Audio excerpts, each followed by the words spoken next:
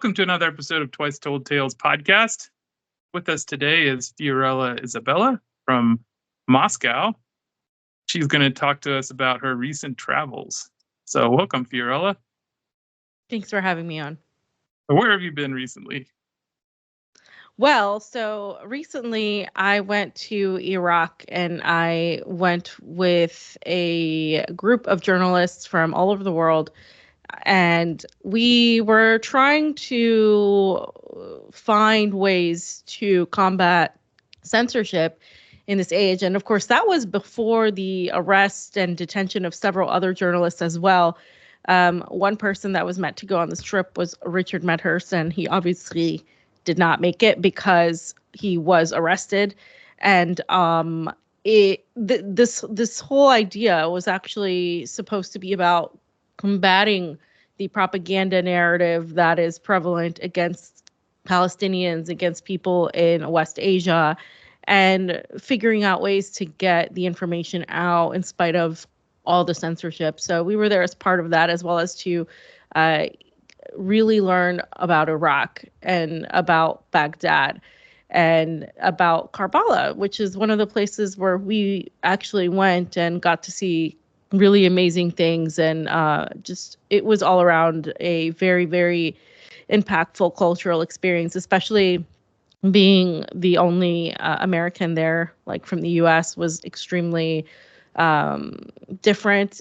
When I told people I was going to Iraq, even family members, they started telling me I shouldn't go, that it's dangerous, that I was going to be have a bad experience as a woman there, that I needed to, be careful with what I did, what I said, because the men might take offense and I might be in danger. It really became the sort of thing that I've heard also about Iran and about many other places that I've been to. So yeah, just the brief synopsis of where I went and why. It is interesting the strange ways Islamophobia gets expressed in American culture, because in my experience, I'm not a woman, but in my experience living in the Middle East in various different countries, women are much more protected in Islamic culture than they are in other cultures. So sometimes Western women are viewed in a way which puts them in a slight disadvantage to local women, but it's still far. It's a very far cry from what the Islamophobic propaganda portrays, which is kind of interesting, especially compared to like traveling in other parts of the world where it's like it isn't Islamic, but there's just different cultural mores. So I think that's this interesting way. I think it's a way of the American culture compensating for the fact that we've killed over 1 million people in the Middle East in wars of choice. So we have to continue to kind of demonize the people, or it makes the guilt burdensome. So, So one of the things you saw in Karbala was the Arbaeen Walk. So maybe you could talk about your experiences and how you saw it, and like what vantage points and what your experiences were. Did you get to meet any pilgrims, and what do you know about it? And then we'll have Satara, who's been on that walk 4 times, give her input, and then we can start talking about that. It's something that we've wanted to talk about on this podcast for a while, so now we can do that. So. Well, yeah, I would love to hear Satara's experience, because first of all, Iraq is very hot this time of year. I thought it was very beautiful. There was so much I wanted to see that I didn't get to see, but it's extremely hot. We're talking in US degrees, over 120 degrees easy, and in Celsius, near 50 degrees Celsius, and that's extremely hot. And we actually got a very amazing experience. We got to take a trip in a helicopter to Karbala, and we got to see the entire surrounding near Baghdad, the surrounding areas via helicopter. It was incredibly hot in the helicopter as well, but it was really, really cool to see all of that. And once we landed, I think the most impactful thing was the massive amounts of people doing this. Last year, it was a recorded 27 million pilgrims coming to Karbala to do this pilgrimage. And basically, the pilgrimage is done on the anniversary of the martyr, but it's also done, in this case, it turned into a gigantic rally for Gaza, for Palestine, and for Palestinians and the ongoing genocide. So for me, this was a special moment because I can't go to Gaza. I went to the West Bank, and I think that that was an experience in and of itself, and being able to see the apartheid and really get that information to people who really think that everything started on October 7th. Really, and now, of course, as Israel is going further into the West Bank, into trying to pretty much push out Palestinians. Like, many of them who I spoke with told me that they were next, and they were fearful that they were next. Seeing the support for Gaza all the way in Iraq, and seeing the massive amounts of people marching, resistance members there. We got to go to a resistance area where there was just portraits and pictures and all, just so much energy for the Palestinian people. And I did several interviews there. People interviewed me, and I wanted to talk to people more. And it was, I've just, this type of culture where the idea of martyrdom exists, or where the idea of a collectivist approach to this pilgrimage is so alien to us in the United States and in the West in general. This idea, for example, that I even mentioned to one of the generals that we were with, I said, this is quite socialist, because it was several people, millions of people basically coming to do this pilgrimage, taking days to do it, with like a small backpack, and just walking and walking and walking. And really, you rely on your neighbors for a place to stay. You are given food, you're given water, everybody plays a role. People stop working, and then they dedicate themselves to working for this event for like a whole week or so. But it all works out. It is like organized chaos in some form or fashion. And that's kind of like the culture of the region as well. And it's something I also experienced in Latin America. But I've just never seen anything like it. I mean, they were like feeding people, they were giving us food, they were giving us, water. Everybody was very kind. Everybody had a different job and position to do to make this whole thing work. And I thought that was amazing, because I don't see that ever happening in the U.S. At all, at least not for our near future. I just want to pose a theoretical question to you. If in America there were neighborhoods on a route in which 27 million people walked each year and needed food and shelter, do you think that real estate would be worth anything in the U.S.? Right, exactly. Like there would be that, it just wouldn't be allowed. There would be fights, and I laugh, but it really makes me sad, because it's not a culture that we have there. We see our neighbors as more antagonistically. I think we don't have that collectivist society. We're an individualistic society, and collectivism has been taken to mean something very bad. It's been taken to mean totalitarianism. It's been taken to mean control or a lack of freedom. But that's not necessarily what it is. But that's what Americans have been bred in the United States, and North America in particular, have been bred to believe that is real. And so I thought that was amazing. And actually, they gave me, I was given a Palestinian, it was a special like little mantle for the Palestinian people. And I thought that was awesome. And the energy just, it's hard to explain. You have to kind of be there, especially because not only was it the regular pilgrimage, which is amazing in and of itself, but now, of course, adding to what's happening in Gaza, the entire thing basically focused on Gaza as well. Uh, Yeah, that's true. I I'd like to hear Yes, about what you thought, discuss your that. experience. Like, what was the significance Yeah. between Gaza and the martyrdom? Like, where's the maybe give us a background, religious background on that. It's like what? Sure. Yeah. Before that, I just wanted to ask you, Fiorella, you were also in Baghdad, right? Hmm. But did you feel a different vibe, or even the structure of the city or the society and how people interacted, a difference between Baghdad and Karbala? I know that you didn't spend probably much time inside Karbala or the people, but what you observed with the pilgrims and Baghdad, was there a difference, and what was that, if there was a difference? Yeah, Baghdad is more of a metropolitan city. You know what I mean? Like it's definitely for example, in Baghdad, I didn't need to wear anything in particular. I was just wearing, I had my hair out like this. Like obviously I wasn't dressed like I was going swimming, but I was just wearing regular clothes like what I'm wearing now. And in Baghdad, there was many people who weren't wearing any sort of headscarf or anything like that. And the attitude was mainly like that of city people. And there were a lot more green spots in Baghdad.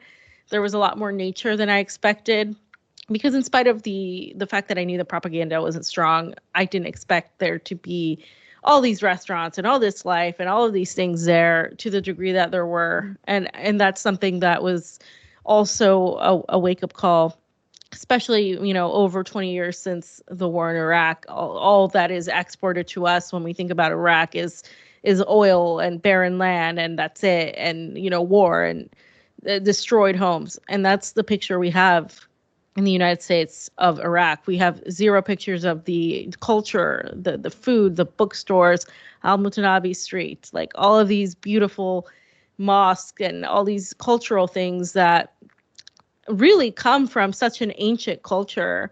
The ancient Sumeria, the Tigris and Euphrates River. I mean, that was awesome. And then when you go to Karbala, there's more of a conservative nature to it. People were obviously wearing the full thing, and I did. I went and bought, the long dress and completely covered my hair and all of that, because I think one should be respectful of the culture that we're in. If we're guests, I don't really have a problem doing that. And I think, for some people, they might take offense and say, well, women and freedom and blah, blah, blah. But for me, it's like, whatever the country is, I respect their customs at that point. And so it did feel like in Karbala, there was more of a focus on the resistance. There was more of a focus on the actual movement of these people and the significance of that. Whereas in Baghdad, it was more of like a regular city where people have a regular life and do regular things. I'm not saying that doesn't exist in Karbala, but there was definitely an element of more spirituality and an energy of trying to accomplish something. That's true. Yeah, and it's that Karbala is, as you said, is a pilgrimage site, and the majority of the population the vast majority are Shias, and Yes. there's a more conservative population, whereas in Baghdad you have more diversity, and it's the capital of the country, obviously. It's before going to like the roots of the walk and everything, I just remember that the first time that I went to the pilgrimage, it wasn't the walk, it was just going to visit the shrines in Karbala and in Najaf and a couple of other cities. And we also stayed somewhere near Baghdad where there is another Kazmin, which is another pilgrimage site. And back then it was, I think it was like about 13 or 14 years ago. And the US troops had started withdrawing, but they were still there. And I remember how it was like very unsafe to even travel inside Iraq. Our bus was escorted by police cars. It's like any buses that traveled between the cities carrying pilgrimage had to do that, because there were terrorist hideouts all on the roads, and there were people who were killed in terrorist attacks because ISIS and other terrorist groups still had presence, and there was a chaos left after U.S. withdrawal, and U.S. had not completely withdrawn yet. I remember we saw U.S. Like military vehicles driving on the roads, and nobody was allowed to take over them, and if that happened, they would immediately be shot, and so they still had some control over the roads and everything. But then and this walk in millions would be impossible back then.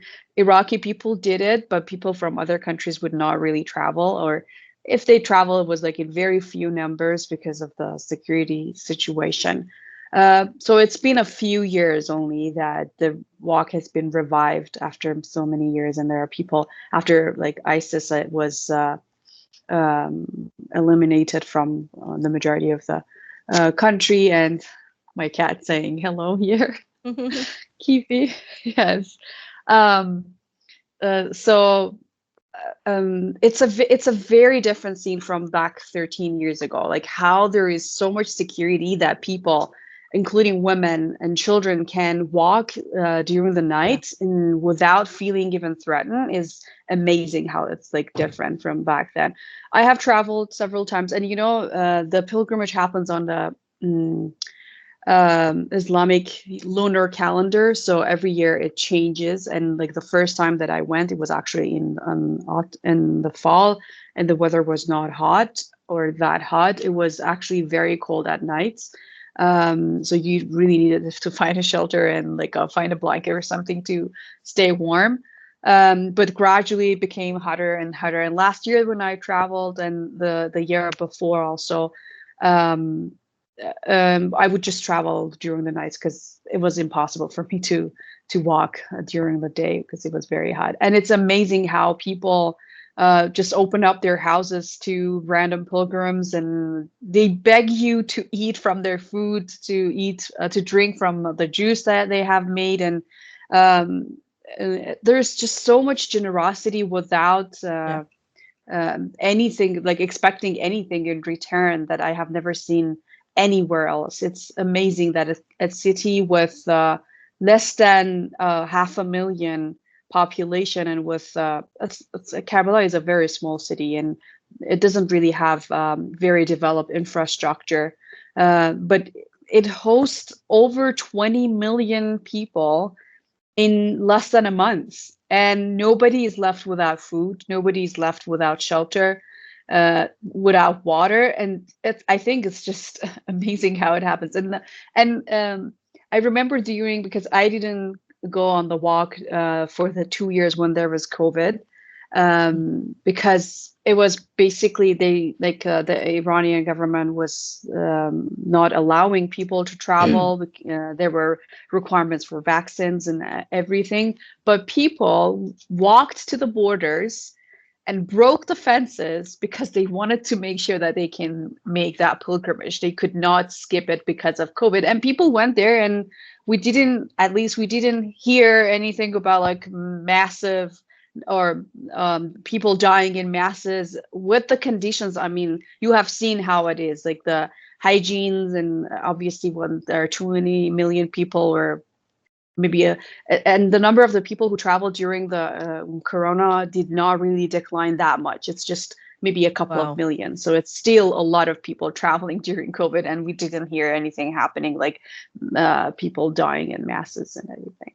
So it's just I always think that it's the society, it's like the way people interact with each other is the society that all of us probably dream of, but we don't have that. Even in Iraq itself, that's something that happens only during that pilgrimage. So, I mean, the people are always generous and everything, but the reason that they are offering more than normal, I would say, is because of their belief in Imam Hussein. And Imam Hussein is the third Shia Imam that stands for resistance and uprising against oppression. So it's like you don't you don't submit to humiliation, even if you are going to be martyred, even if your family is going to be martyred.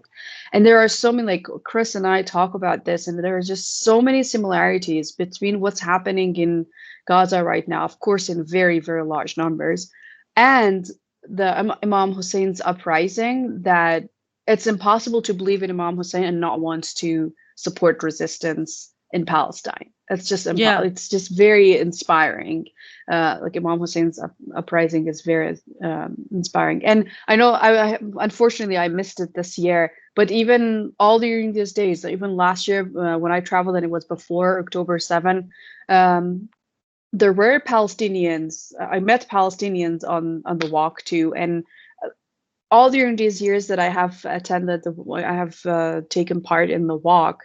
I've seen Palestinian flags, flags of resistance, the pictures of martyrs from all countries like Iran, Lebanon, Palestine. Even you would see pictures of Malcolm X, for example. So the idea, it's like not about like race or nationality. It's about standing against oppression that inspires these people. You see nomads who have saved all during the year only to host pilgrims on these days. And it's like the level of generosity that is inspired by this love for standing for Imam Hussein and standing against oppression is, I haven't seen or heard of anything similar in anywhere else. And I think that's amazing. Yeah, I just wanted to say, in response to the connection between the celebration and honoring of Imam Hussein to Gaza, I think that connection is obvious. You know, the idea of resistance, of resisting, the idea of fighting back, and martyrdom. It's a very difficult concept for people in the West to understand, and understand that in becoming a martyr, you are celebrated in spite of what's happening. And so that is something that I think is why there's such a difficulty in the Israeli project being able to defeat Palestinians, because of that very sentiment of almost fearlessness. And I'm not diminishing what's happened in any way, shape, or form, or how horrible it's been for these people and their families and entire generations being wiped. But it is this very idea of dying in that way and fighting the occupation, the colonizers. It's a very part of the fabric of the culture of all of these people in all of these regions. And I think that it's a bond that needs to be emphasized more, because obviously, you know, when it comes to Gaza and Palestine, there are many supporting the people there, including Iran, including Hezbollah, including, you know, Ansarallah, and all these other factions of the resistance. But there are many who are not, and there are many that are, you know, have been terrible in terms of support of the resistance against what Israel's doing, including elements in, you know, Saudi Arabia and others like Egypt and so on. And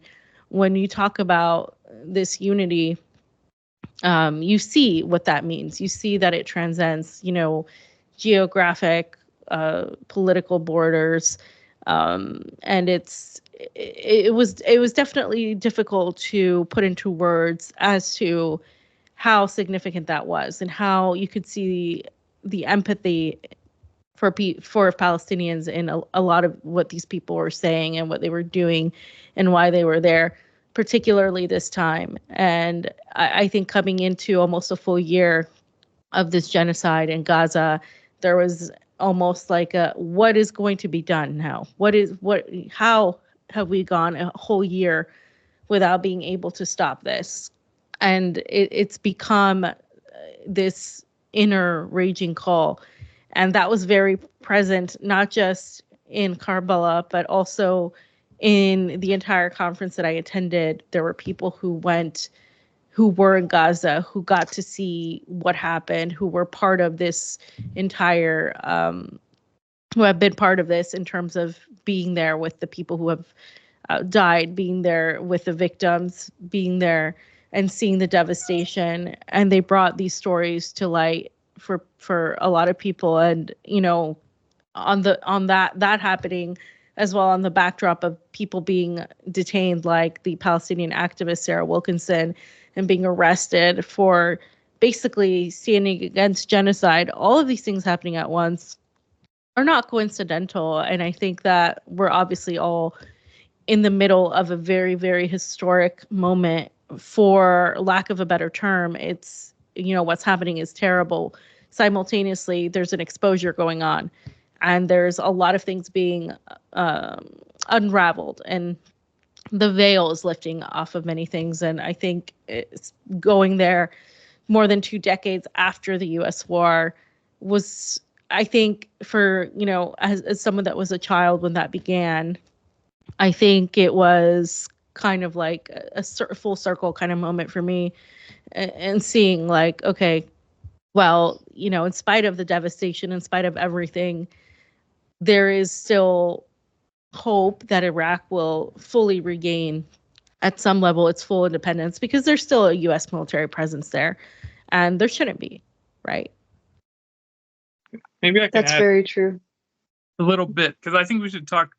The Arbaeen Walk is really important for especially Western audiences to understand the cultural influence of that story, because it is so ingrained that, and the idea of resistance in this story is so ingrained that when you look at it, actually has geopolitical implications, because you have an entire population, the Iranian people, the Shia people across the region, they're tied directly to the resistance. There's an increasing number of Palestinians who are thought of as Sunni, who are increasingly being drawn to the Shia narrative because of its resistance qualities, because of its ability to inspire hope and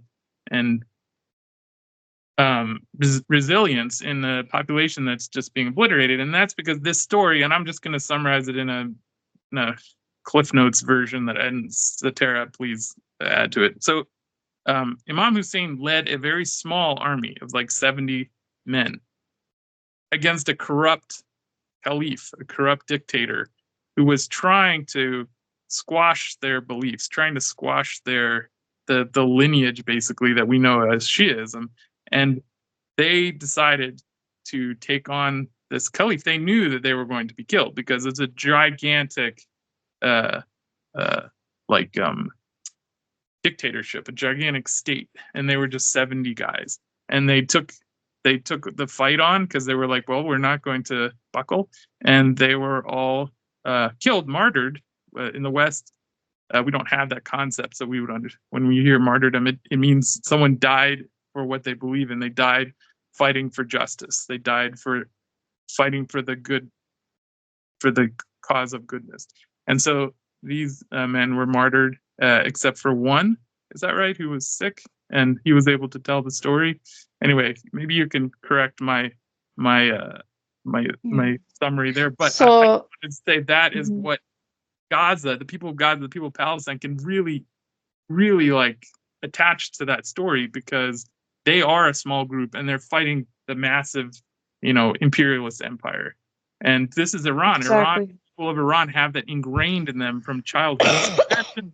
the like hubris of the West, of Israel, this tiny little state of less than, a couple million people, thinking they can take on the behemoth of Iran and Shiaism with their advanced missile technology. I mean, it's absurd when there's nothing like that in the West, where people care. And even 9/11 was an attempt to create some kind of fighting spirit like that in America, and it only lasted 20 years to inspire like some really unjust killing. So when you're fighting on the side of good, or the perception of what you think is good, that is a really unstoppable force. So I'll let you take it away, Derek. Correct my story. No, that's correct, and that's something also that there were 72 men who fought, and all of them were killed, and but Imam Hussein's second son was sick, so he couldn't fight, and he survived. And there were other people who witnessed the battle from both sides. So that's how the narration lived on, and we know about the story. And another very interesting similarity between what's happening in Gaza and in Palestine and what happened in Karbala is that Imam Hussein's sister, Lady Zainab, who we'd consider, I would say she was like the journalist who witnessed what happened and then exposed it and resisted the dictator. She was the one who confronted the dictator at his palace and spoke about it. And this is like what happened to Imam Hussein and his family. Even his 6 months old child was martyred by the enemy. It's just like what Israel is doing to Palestinian babies. So nobody is safe from Israeli hostilities, and nobody was safe from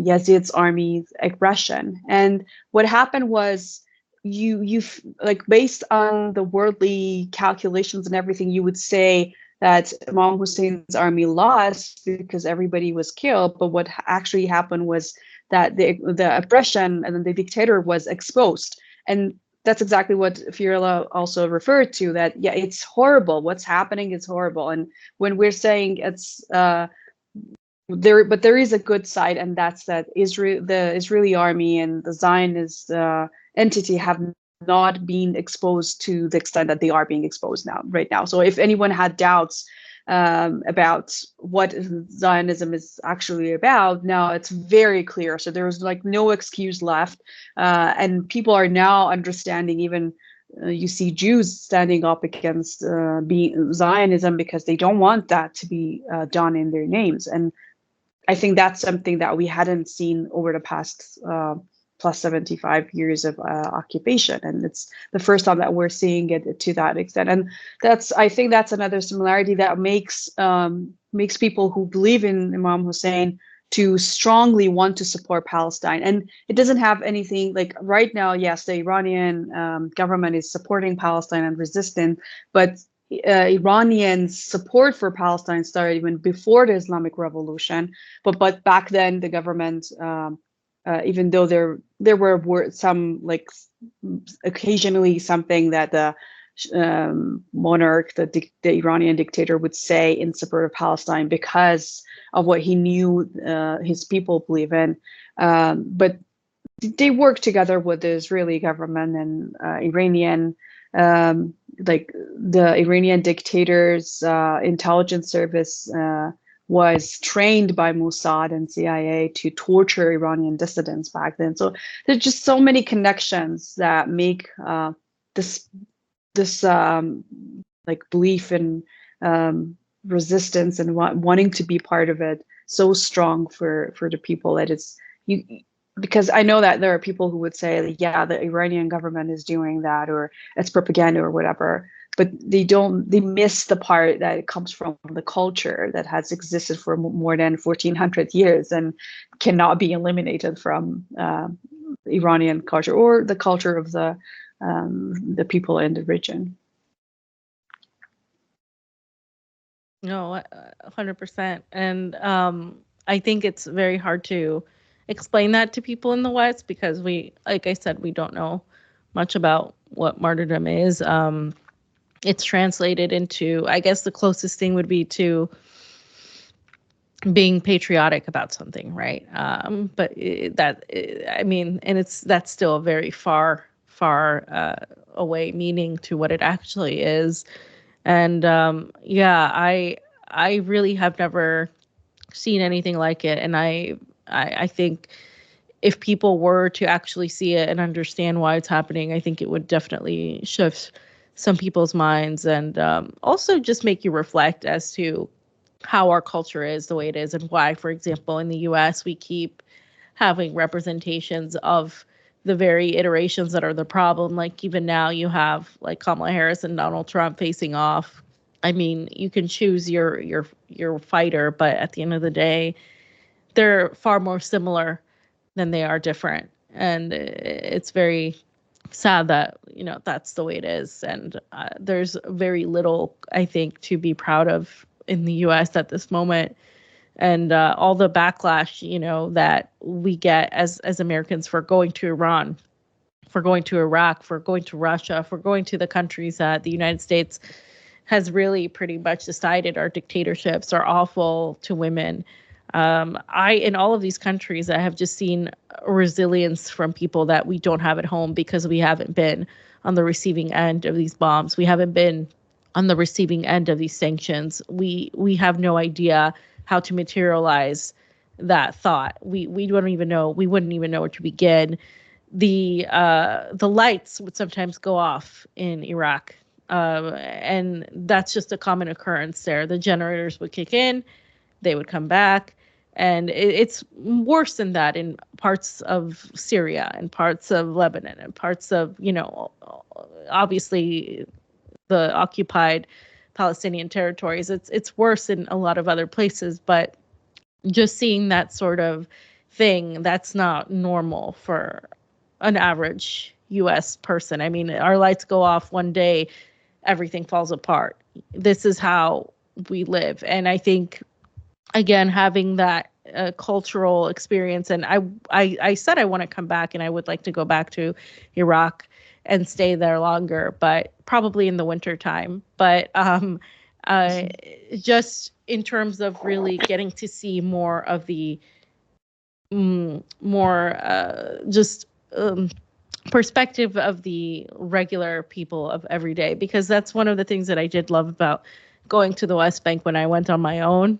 I was able to really be immersed in that more so than, you know, with a group. And I that's what I found in Russia as well.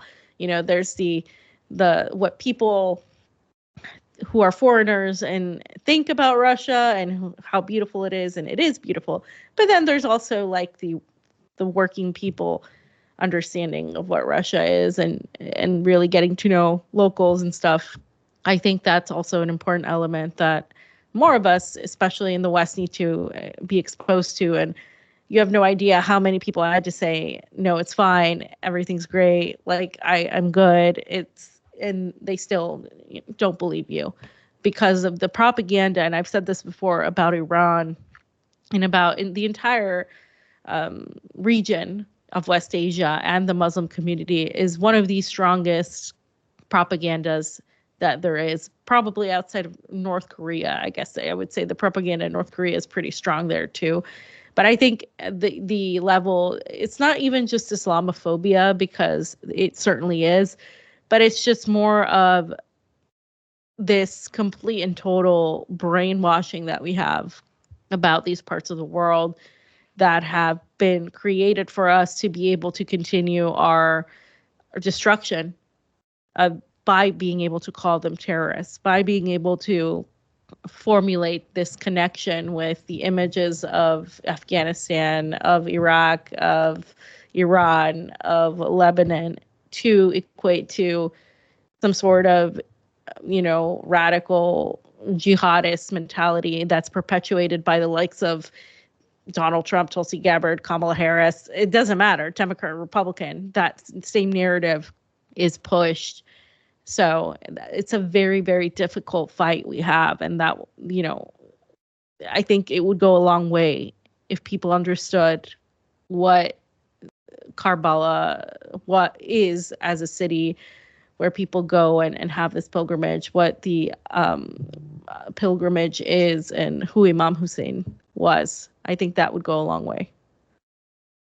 Yeah, and I hope more people, especially from the West, would go on this walk. I mean, regardless of what your religion or your nationality is, it's an amazing event that does not really have anything like a parallel in anywhere in the world. And I know people from the US and from other countries have traveled, and they were totally safe. There's this young American traveler who was on this walk, and he has filmed it, and he has really interesting stories of his experience with Arbaeen Walk. There are so many people, from famous people and not famous people, who have been on this walk, and That's what I tell all my friends in Iran and outside Iran, that no matter how we try to explain it, at the end of the day, you have to be there to experience it yourself, because it's a very unique experience in terms of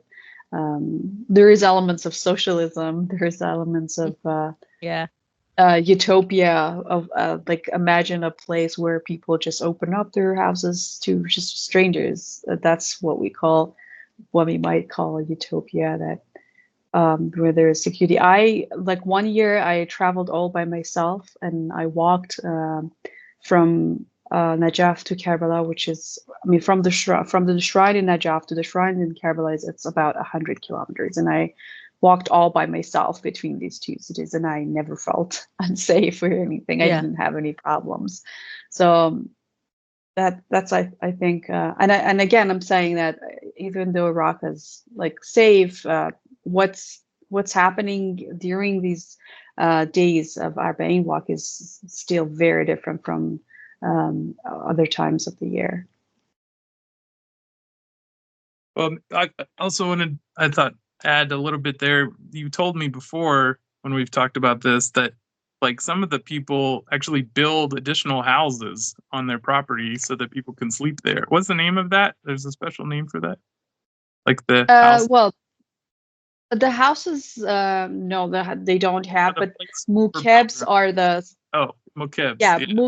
Yeah, but mukebs are the places just on the walk where people can get food, and different mukebs offer different services. Some offer housing, some food, juices, and medical services. Some mukebs have massage services, and so it's just all sort of things. You can get free haircut, free massage, and free housing, free food, lectures, gatherings. It's just a very diverse experience.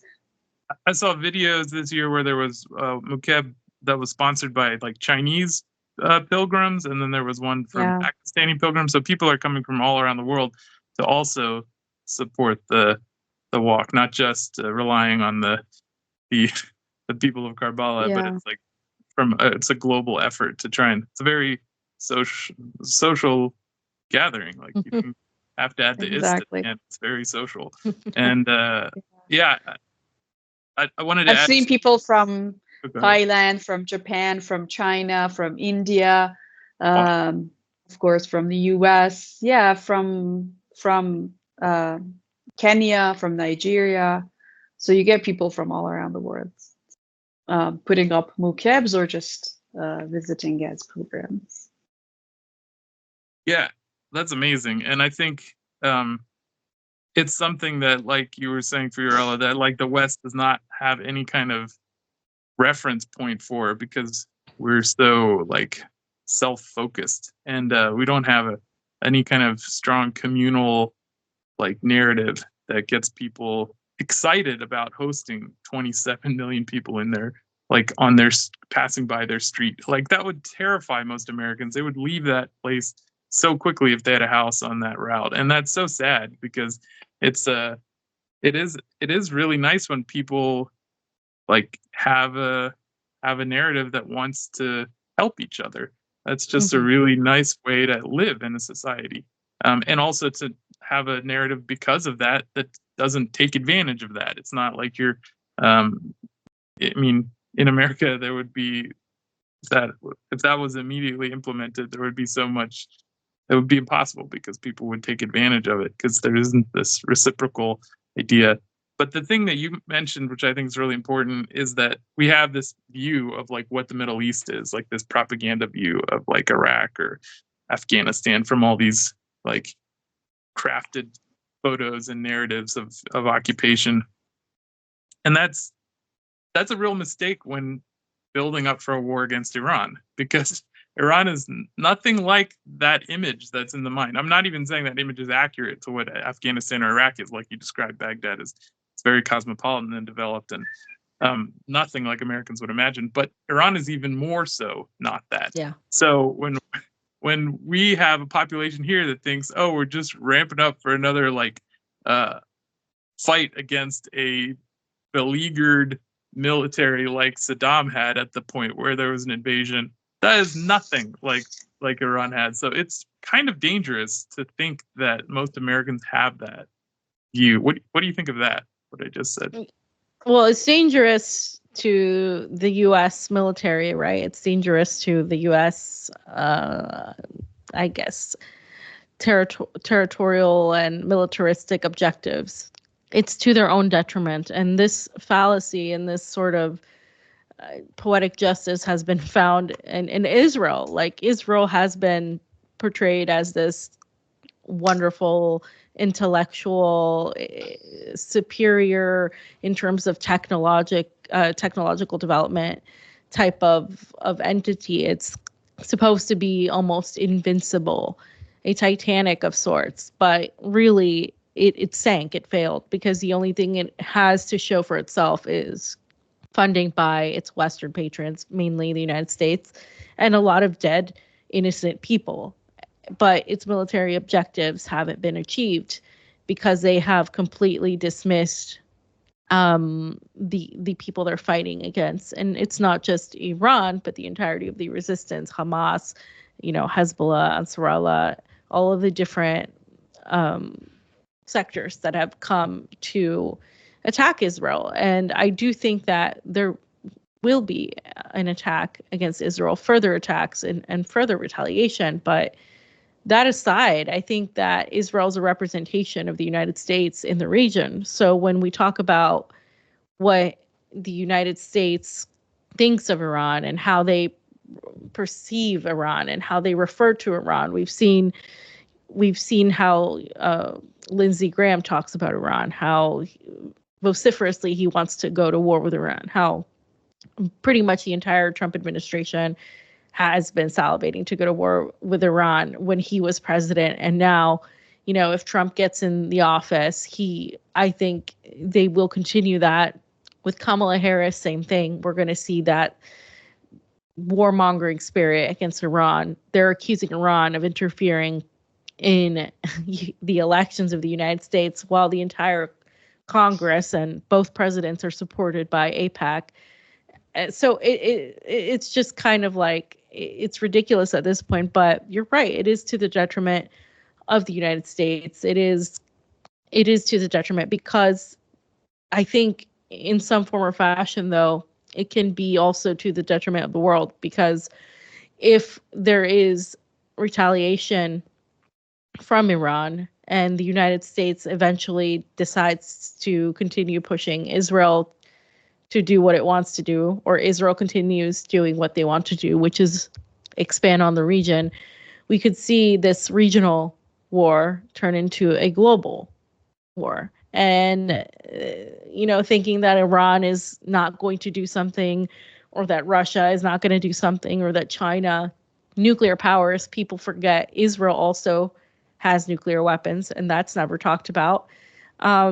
We could see ourselves in a very terrible situation. And I think that, when we're looking at this in a global way, unfortunately, it doesn't end well for the United States, because really we're the ones, our government and our military and our intelligence are the ones fueling all of this in Ukraine and in Gaza, against Iran, all of that. That is all, I guess, the consequences of our actions, not just a few months ago or even a year ago, but decades ago.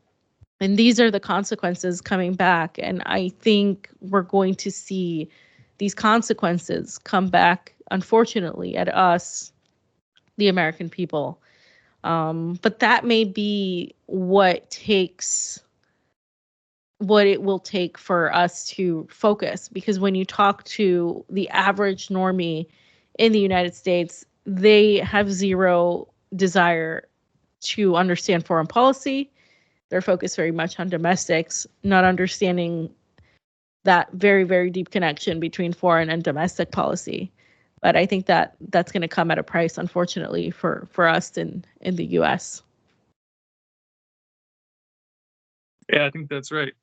Well, Sadara, you have any other questions for Fiorella or vice versa? Fiorella, Satara? We talk about, do we get this thing exposed? The Arbaeen Walk? Well, Satara, how long would you say it takes to do this walk, depending on where you're from? Let's say you're coming from Baghdad to Karbala and back. Do you know how long that would take? So there are different routes, and I've taken the one from Najaf and Karbala. I haven't tried the other. There is one Okay. coming from near Baghdad, so I don't know about that one. But as I said, it's about 80 kilometers between the two cities. But if you consider shrine to shrine, it's about 100 kilometers, and people do that at their own pace. Some people do it faster, some like slower. Some people even, like, I know a lot of Iranians travel all the way from the border to the shrine, like, so it's like all the way. And so yeah, it depends on how long you want to take it, a week or 3 days, so it just depends. Yeah. Wow. It would be really cool to actually fully immerse yourself in that and see it. That would be something I would be interested in doing, because it was phenomenal to see. Totally unforgettable. And I have videos that I actually plan on posting on my X account now in the next day or two. So yeah, I look forward to watching them. It's just small. It's just, it's so, because we were there so briefly, that I would have liked to spend more time and stuff. And again, people were very, very kind and just wonderful all around. So yeah. Maybe one day we can do the walk all together. Yeah, that would be great. I would love to. I want to do it too. Yeah. Yeah, we should plan that. Yeah, maybe wait a few years until it becomes a little bit cooler, because for now it's going to be in the summer and it's really, really hot. So yeah, it's not easy. I wanted to clarify that for listeners. So, like, because of the way the calendars line up, the Arbaeen Walk shifts throughout the year, every year. So you have the full seasons. What is it? Every 10 years or something, it loops back around. Like, I know that it's like about 11 days difference every year. So 11 days through the calendar. Yes. So yeah, the winter would be really nice. Look forward to that. Yeah, you for a long time. What were the temperatures I was checking in Isfahan even? And that's not the hottest. It was like 100. It's been like over 100, 106, 110 degrees like almost every day for like 2 months. Yeah, we had 100. And yeah, this year we had really high temperatures for very long. I mean, we usually get high temperatures like over 40, maybe 41 or 2, which is, I don't know, less 100 and I don't know, 2 or 3 for a couple of days, maximum a week. But this year we had those temperatures for 2 months, which I don't remember that having that. So it was really hot this year.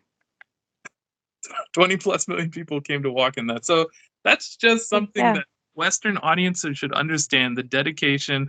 And this is done out of a feeling of communal loyalty, communal like enjoyment. This is I mean, what did the New York Times call the Israeli battle, like a battle of joy? This is the real battle of joy on this side. The Israelis slaughtering babies. Like I think we just posted something in the Telegram account of like from Edward Snowden. He showed pictures of these plastic bags with the dismembered babies. He quoted Professor Marandi actually. Oh wow! In saying that, yeah. Quoted the New York Times in saying that they called it a battle of joy or something like that, right? So yeah. So Professor Marandi was posting the bags of carrying bodies of the Palestinian babies, and then Edward Snowden quoted that and added that, dear New York Times readers. Right. So you can see that the actual battle of joy, it has 27 million people walking in 100 plus degree heat, simply to honor the idea of dying for what you believe in, dying for what's good, for what's just, dying for justice. So it's just phenomenal to me that, I mean, if the American people understood that energy that exists there, they would step so far back from this, and they would reject Israel pushing us to war with Iran so hard, because they would say, nope, we're not going to go fight that for Israel. But sadly, I don't think a lot of people understand that. And I hope we can have more conversations like this. And there can be, hopefully you can talk about that on more of your experience. And there's a way to just educate the public that this is, this is a people that are, you don't want to have a war of choice against. It's not a very fun choice. So, I think, and it's also very inspiring, I think, to social people who like understanding how societies function, is that you have a society that's that dedicated to caring for itself, that it's honoring the idea of dying for your neighbor. That's what 27 million people came out to do, and the people who live there spent their years' savings to feed those people, is a communal outlaying of love for each other, which is it's pretty amazing. I hope to see it someday. Yeah. Okay. Well, so should we wrap it up? Okay. Yeah. Thank you so much, Fiorella. Tell us about where people can see your stuff. Oh yeah, so you guys can find me on X/Twitter at Fiorella Isabel M, and you can find me on Telegram at Fiorella in Moscow, and you can also find me on I do a lot of work on Beyond Headlines. It's also on X and Twitter. You guys should follow that. It's also on Instagram, and I'm also on Rumble, Fiorella Isabel. So thanks so much for having me on. I appreciate it. Thank you for your time and the great insight that you offer. I love to see women doing that war of narratives. Thanks for the job that you're doing too. Okay, thank you everyone for watching another episode of Twice Told Tales podcast. Don't forget to like and subscribe and share this video.